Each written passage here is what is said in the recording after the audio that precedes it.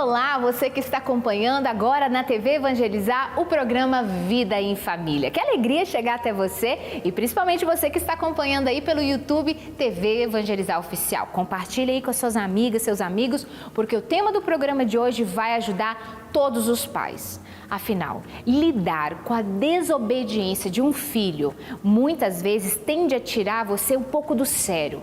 Isso quando você não perde o controle e aí acaba perdendo o quê? A autoridade. E isso é sério. Por isso que no programa de hoje eu convidei a doutora Paula Camposan. Ela é médica psiquiatra, mãe de trigêmeos, casada, incentivadora da vida e uma influenciadora digital. Será ela que vai nos ajudar a entender como conquistar a obediência dos nossos filhos sem perder a nossa autoridade. É isso que nós vamos falar hoje aqui no Vida em Família.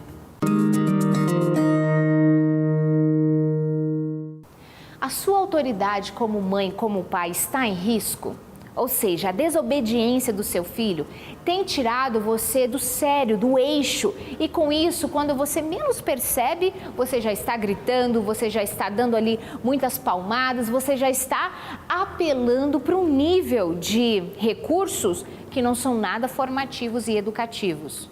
É preciso parar e aprender quais são as estratégias certas, a forma certa de corrigir e principalmente como conquistar essa autoridade. Por quê, Fernanda? Porque a autoridade é ela quem vai fazer com que o seu filho te obedeça. Sem ela, ele pode até fazer o que você quer, mas ele não está fazendo por uma formação consciente de que aquilo é bom para ele. Ele está fazendo muitas vezes por medo ou até pavor de você. E não é isso que você, pai e mãe, quer. Você quer um filho saudável, você quer um filho emocionalmente saudável e obediente, porque é para o bem dele. Você não está pedindo algo para o mal, mas para o bem. Por isso, hoje eu trouxe a doutora Paula Camposan. Ela vai nos ajudar como médica psiquiatra e mãe de trigêmeos a entender o que nós precisamos fazer como pais para conquistar essa autoridade e, melhor, aprender a lidar com as desobediências. E além de assistir ao Vida em Família de hoje, que vai te ajudar com esse assunto, tem um convite irresistível para você.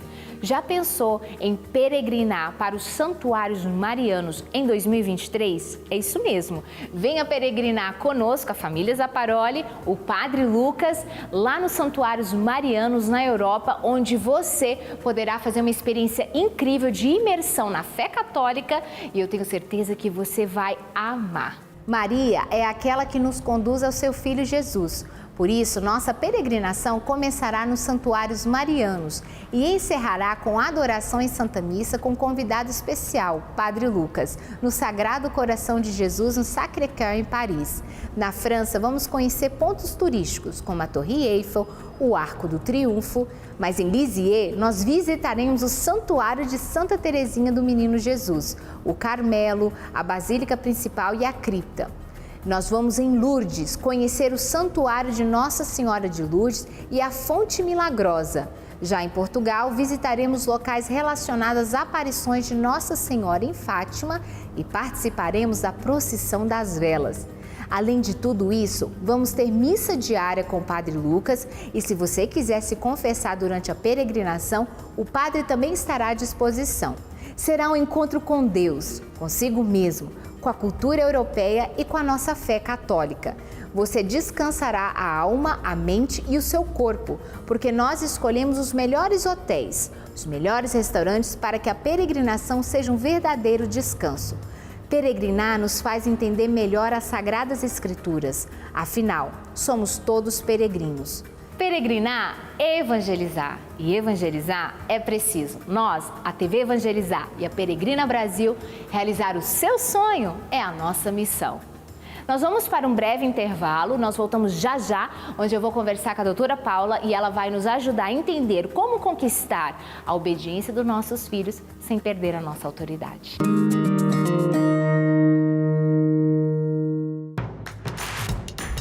Não perca mais nenhum vídeo da TV Evangelizar. Inscreva-se agora. Estamos de volta no programa Vida em Família, onde eu e meus convidados vamos ajudar você a solucionar os problemas do dia a dia. E hoje, para falar sobre a obediência do filho sem perder a autoridade, eu convidei a doutora Paula Camposan, que é médica psiquiatra, esposa e mãe de trigêmeos, tem mais de 12 anos de experiência clínica e já ajudou mais de 4.000 alunas com seus cursos sobre maternidade, matrimônio e educação de filhos. Já corre no Instagram para segui-la, porque eu tenho certeza que você vai amar. Seja muito bem-vinda, doutora Paula. Muito obrigada pelo convite, eu fiquei muito feliz e espero ajudarmos muitas famílias. Nós vamos falar de um assunto que com certeza vai ajudar muitos pais, que é ajudar os filhos a obedecer, mas sem perder aquela autoridade quando a desobediência acontece, né? Então, doutora Paula, para começar, a obediência, ela precisa ser respeitosa, né? O filho precisa aprender a obedecer porque é algo bom, né? Porque é belo, e não por um temor no sentido de medo, né? Mas para isso você ensina que eles precisam ver nos pais uma força de caráter, né? Os pais precisam ser respeitáveis. Explica essa afirmação que você fala. Exatamente isso que você falou, antes de explicar a afirmação, a relação do medo.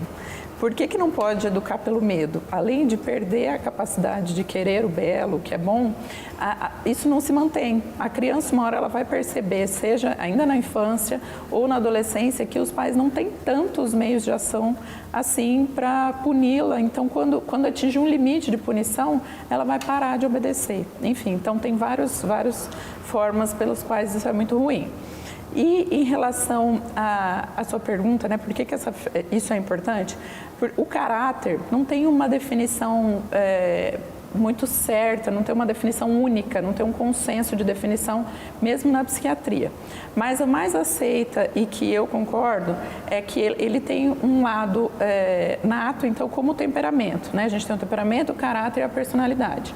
O temperamento, ele é 100% mineral, a gente nasce com ele, não escolhe, não tem características ambientais envolvidas.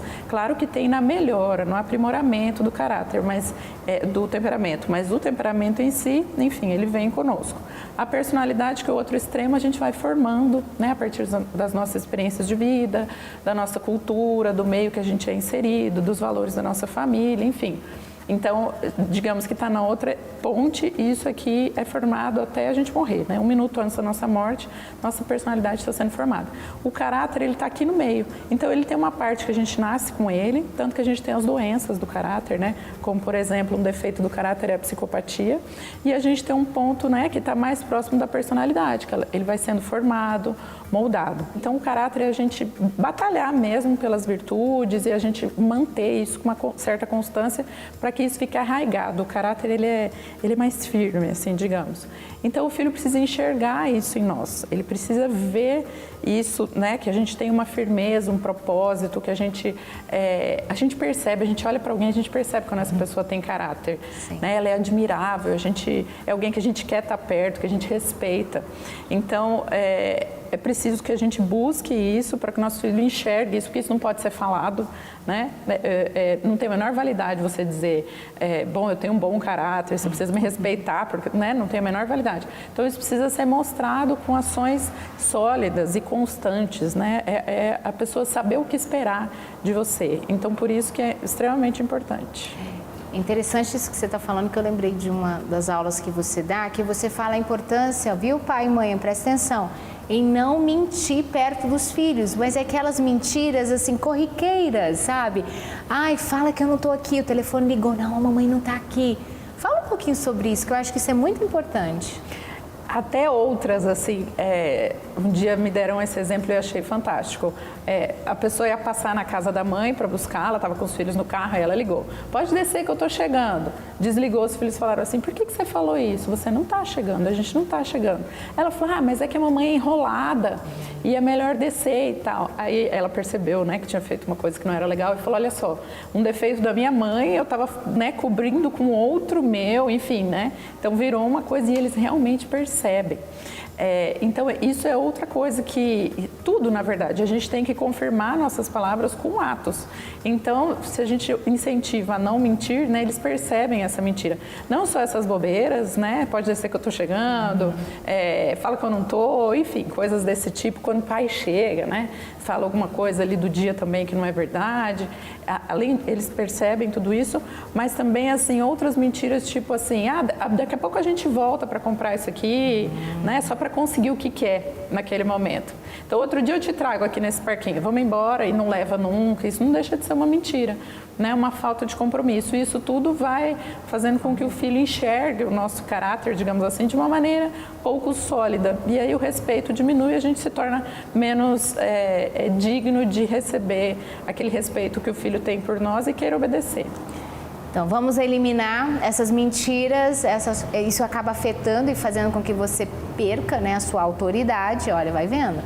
E, pior, vai deformando o seu filho, tá bom? E você também, né? Com certeza, porque pensa, a pessoa ela vai perdendo também, tendo um desvio de caráter, às vezes sem perceber. Exatamente. É um hábito arraigado e justificado.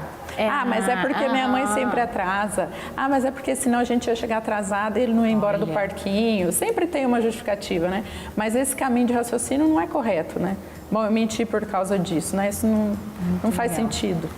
Uma outra pergunta é o seguinte, no seu Instagram, doutora Paula, a senhora vai ensinar que a pessoa, o pai, a mãe precisa ser obedecível, né? Você até fala que é uma palavra que você cria ali, do ponto de vista físico, moral e intelectual. O que seria cada um? Explica. É uma palavra criada, porque é verdade, no amor é a mesma coisa. Para a gente ser amado, a gente precisa ser amável. Uma pessoa que não é amável fica muito mais difícil de se amar, né? De ser amado. Sim.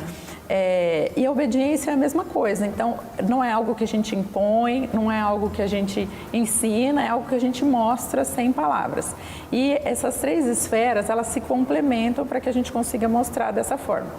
A esfera física diz respeito à ordem, né? Tanto ambiental, de casa, como da pessoa mesmo, né? Então, tem um alinhamento, a pessoa ter aquela característica de prontidão. Então, um alinhamento, de uma maneira geral, é a parte física. Até a postura física.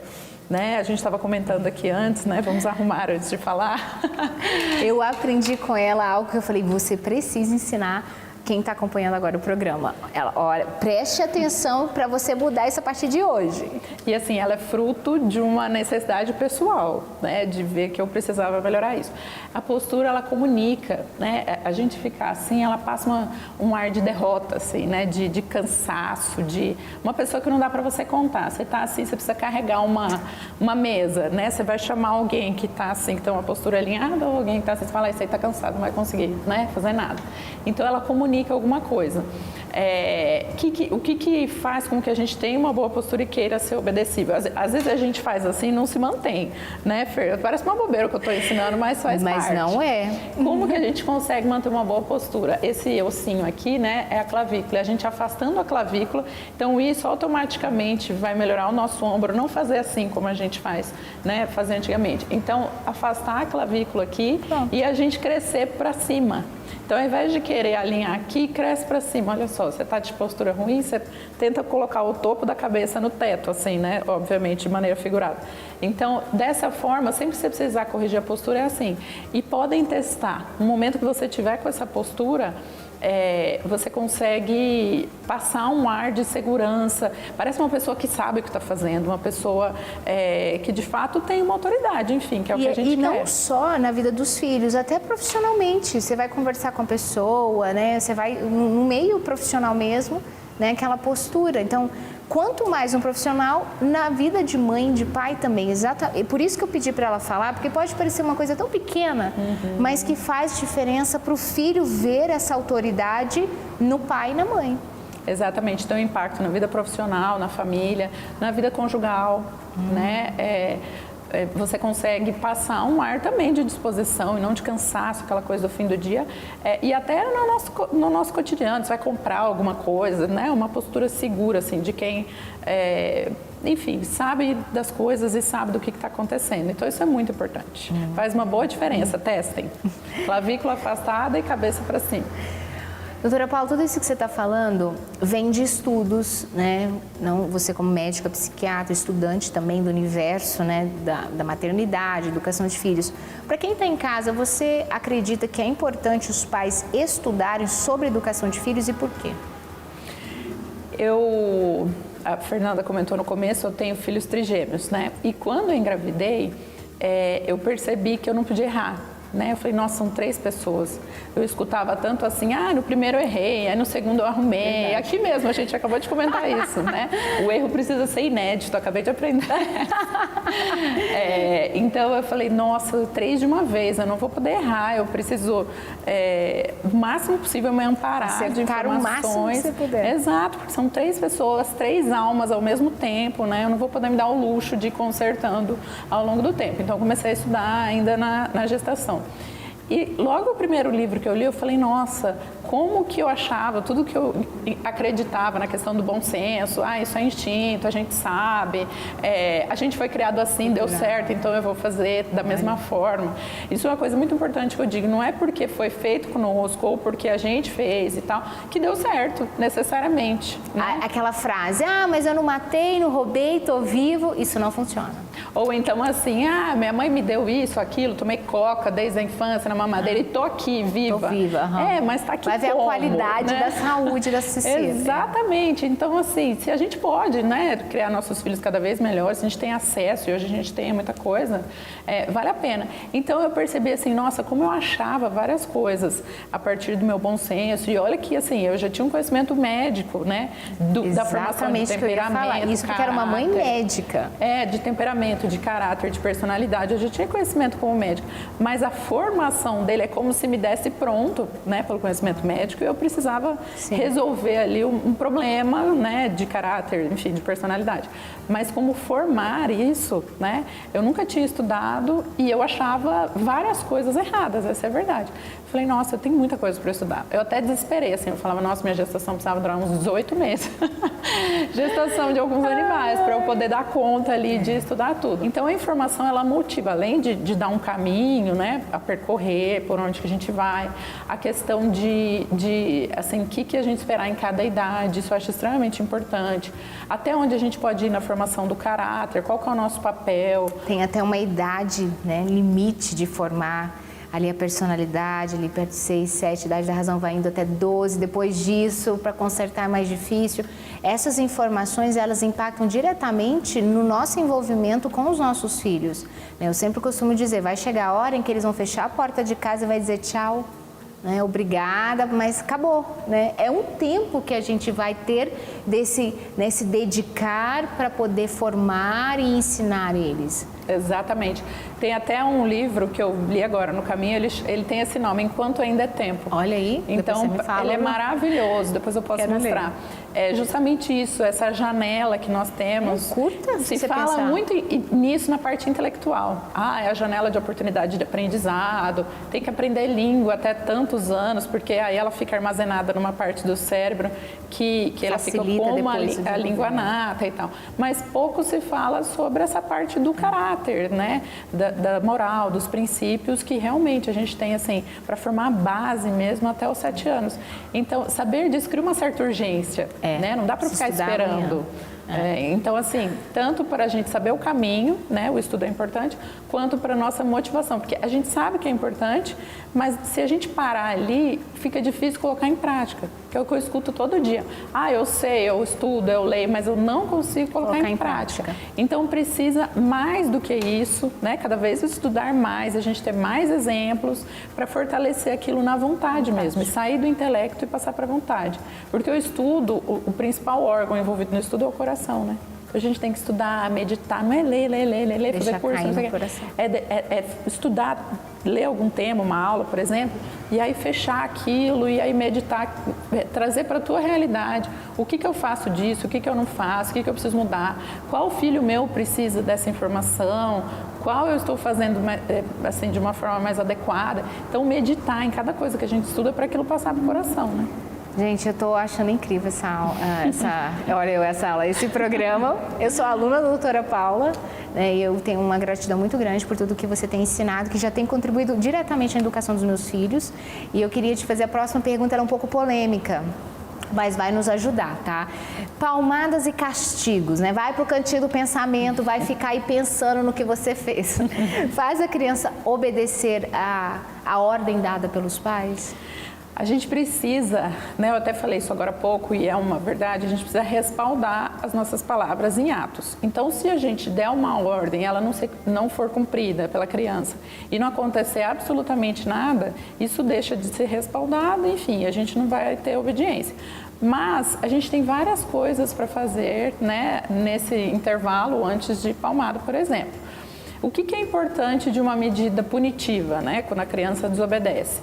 Primeiro é a proporção, então a gente precisa, né, ter várias opções antecipadamente pensadas. Então não dá pra gente, bom, filho, um bateu no outro, eu nunca pensei o que eu faria nessa situação, então eu vou lá dar palmada. Então aí perde o senso de proporção, ele sujou o sofá, o que eu faço? Vou lá e dou palmada também.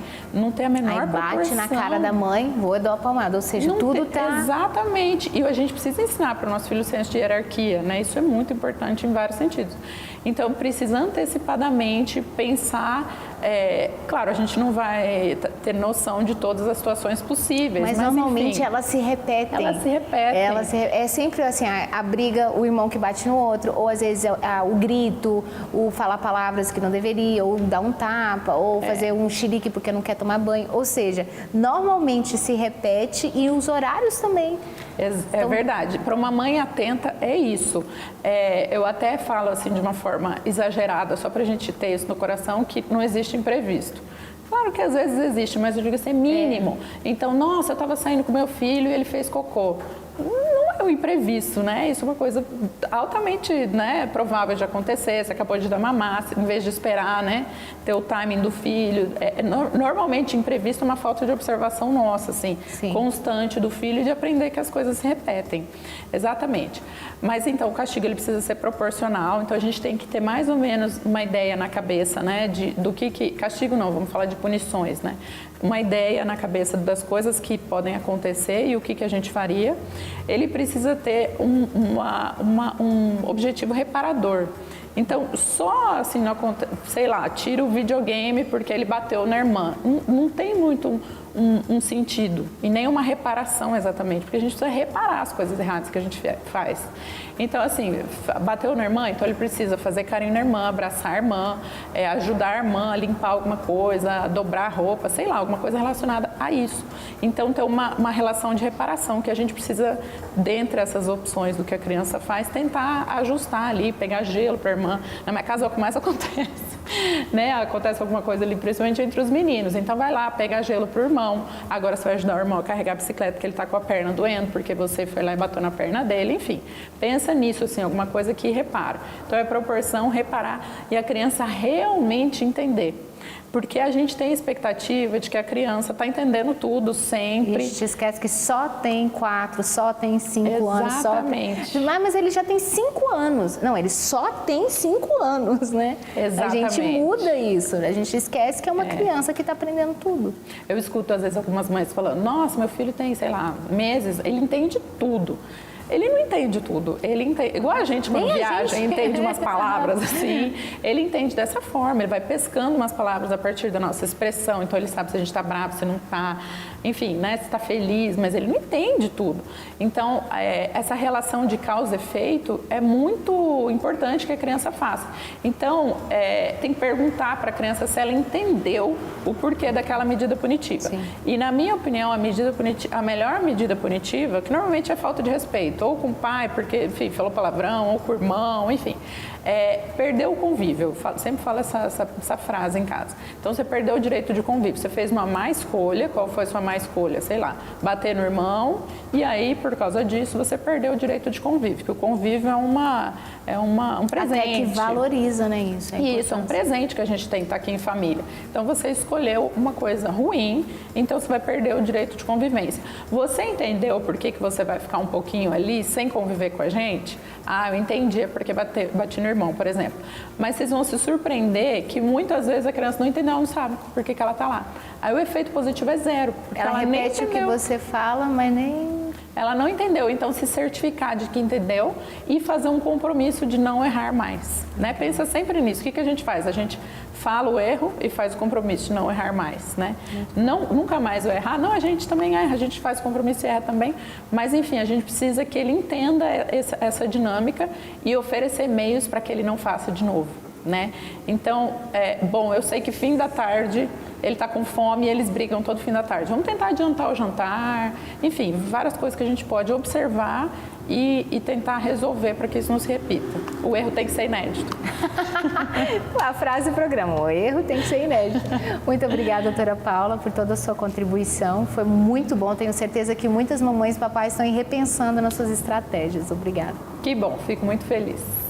E para você que está aí, que acompanhou o nosso programa, na próxima segunda-feira, às 21 horas, eu tenho um encontro marcado com você, onde nós vamos falar sobre como superar momentos difíceis juntos. Terei aqui a Lorena e o Diego Assalve, que com certeza com a história deles vai te ajudar.